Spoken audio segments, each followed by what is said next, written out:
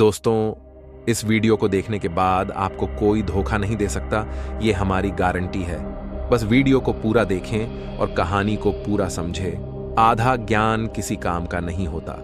बहुत समय पहले की बात है। एक बार एक युवा लड़का जंगल के पेड़ों पर मुक्का मार रहा था। वह बड़े जोर जोर से मुक्का मार रहा था। वह अपने मां का गुस्सा निकालने की कोशिश कर रहा था। शायद उसको किसी ने धोखा दिया था या फिर उसके साथ बहुत बुरा हुआ था, जिससे वह बहुत ज्यादा परेशान था। उसे कहीं भी शांति नहीं मिल रही थी।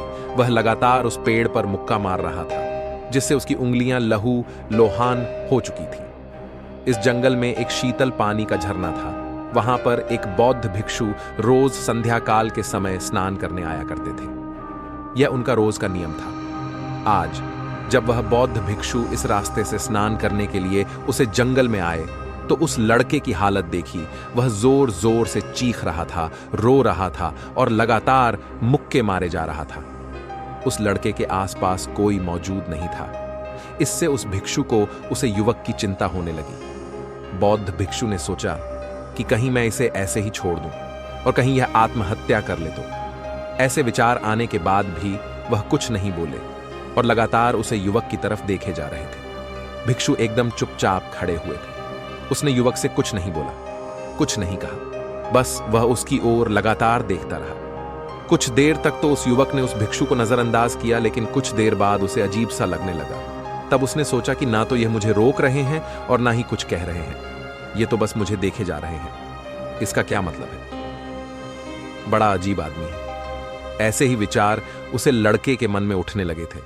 जब कुछ देर बाद भी वह भिक्षु कुछ नहीं बोले, तो लड़के ने अचानक से उससे पूछा, मान्यवर, आप अपने रास्ते क्यों नहीं चले जाते? आपको क्या मतलब खड़े हुए? मुझे देख क्यों रहे हैं? फिर भिक्षु ने बड़े शांत स्वर में कहा, बेटा, मैं तुम्हें रोक नहीं रहा हूं, तुमसे कुछ कह नहीं रहा हूं, तो तुम्हें क्या परेशानी है? मेरे ही तरह यह पेड़ पौधे, यह पक्षी, यह सब तुम्हें तो देख ही रहे हैं। जब इनसे तुम्हें कोई परेशानी नहीं है, तो मुझसे क्यों परेशानी है? यह सुनकर और लड़का जोर से चीख कर बोला, मुझे सबसे परेशानी है।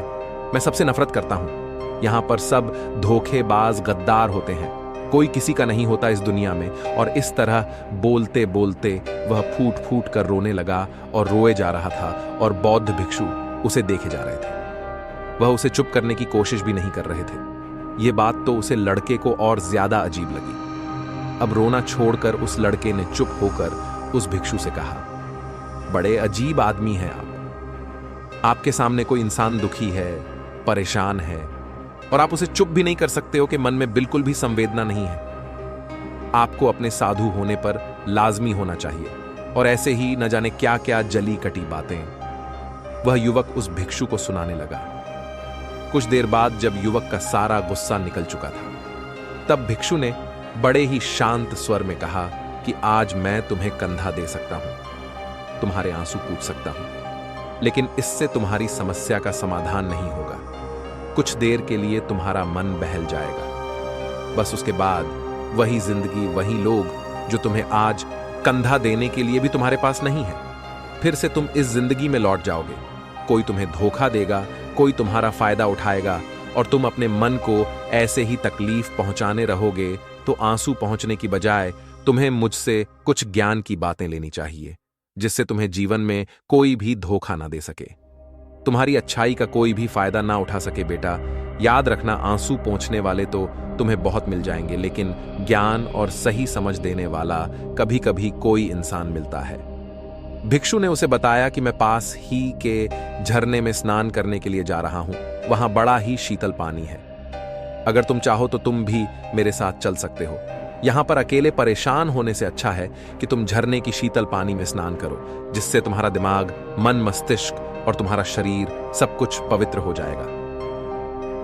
यह सुनकर वह लड़का उस भिक्षु के पीछे पीछे चल लिया। जंगल के बीचों बीच रास्ता झरने की तरफ जाता था। जंगल में सन्नाटा छाया हुआ था। उनके पैरों तले सूखे पत्तों की चरमराने की आवाज पूरे जंगल में गूंज रही थी। आज पूर्णिमा की रात थी और आसमान में चांद अपनी उजली रोशनी उस जंगल में फेंक रहा था। उस रोशनी में दोनों झरने की तरफ बढ़ते चले जा रहे थे। रास्ते में चलते चलते उस युवक ने भिक्षु से कहा, मान्यवर, आपकी जिंदगी मस्त है। आपको किसी चीज की कोई परेशानी नहीं है क्या? आपको पता है कि दुनिया में कैसे कैसे लोग बसते हैं, कितने धोखेबाज, कितने मुख्तार, और सबसे बड़ी बात, अपने लोग ही धोखा देते हैं जिसे हम प्रेम करते हैं, जिनको हम अपना मानते हैं। जब उन्हीं से धोखा मिलता है तो कैसा महसूस होता है? कभी कभी तो ऐसे लगता है कि भोले और दयालु लोगों के लिए यह दुनिया नहीं बनी है, यह सिर्फ धोखेबाजों के लिए है। यही जीवन की सत्यता है और यही संसार है जिसमें हमें रोज घुट घुट कर मरना पड़ता है। आपने सही किया, ऐसी जिंदगी को त्याग दिया, पीछे छोड़ दिया। अब बस अपने में मस्त, किसी से कोई परेशानी नहीं है, किसी की कोई चिंता नहीं है।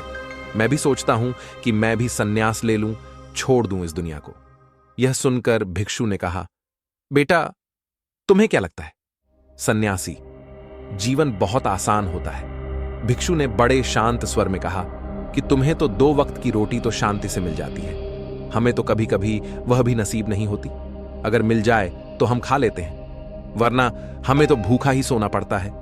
यही सन्यासी जीवन है, हमें हमेशा नीचे सोना पड़ता है, सिर्फ एक लंगोट में रहना पड़ता है, चाहे कैसा भी मौसम क्यों ना हो। बेटा, यह सब तुम्हें आसान लगता है तो तुम भी सन्यासी बन जाओ। फिर युवक ने कहा कि आप कहते तो ठीक ही है, संघर्ष तो दोनों तरफ है, सांसारिक जीवन में भी और सन्यासी जीवन में भी। वैसे सांसारिक जीवन भी अच्छा है, लेकिन तब तक जब तक घर परिवार में सुख शांति बनी रहे, धोखा ना मिले, हमारे लोग हमारा फायदा ना उठाए, हमसे झूठ ना बोले, हमें धोखा ना दे, तो जीवन जीने का आनंद होता है, वरना तो जीवन नर्क हो जाता है। फिर भिक्षु ने कहा, देखो, सन्यास अपने मन से लिया जाता है। जब हमारा मन कहता है कि हमें सन्यास के मार्ग पर सफलता हासिल करनी है, आगे बढ़ना है, तो ही सन्यासी जीवन सफल हो पाता है। लेकिन तुम अपने घर से परेशान होकर, दूसरे लोगों से परेशान होकर सन्यासी बनना चाहते हो, तो तुम्हारा सन्यासी जीवन भी कभी सफल नहीं होगा। इससे अच्छा तो तुम सांसारिक जीवन में अगर कुछ तरीके, कुछ नियम अपनाओ, तो दूसरे लोग तुम्हें धोखा नहीं दे पाएंगे। सबसे पहले तो यह समझो कि धोखा उन्हें ही मिलता है जो भावनात्मक रूप से कमजोर होते हैं, जिनके दिल जल्दी पिघल जाता है, जो दूसरों को दुख में नहीं देख पाते। ऐसे लोगों के साथ धोखे होने की संभावना ज्यादा होती है, क्योंकि कोई भी आदमी अपनी परेशानी बताकर, अपने को दुख में बताकर तुम्हारा फायदा उठा सकता है। क्या पता वह झूठ बोल रहा हो या वह दुखी होने का नाटक कर रहा हो, लेकिन आपको तो सच ही लगेगा। और उसके बाद कुछ समय बाद आपको पता चलता है कि आपके साथ धोखा हो गया। उसके बाद आपका मन अंदर से टूट जाता है। इसीलिए सबसे पहले इस बात का ध्यान रखना कि किसी भी व्यक्ति को यह एहसास मत होने दो कि तुम भावनात्मक रूप से कमजोर हो। अंदर से तुम्हारा दिल नरम है।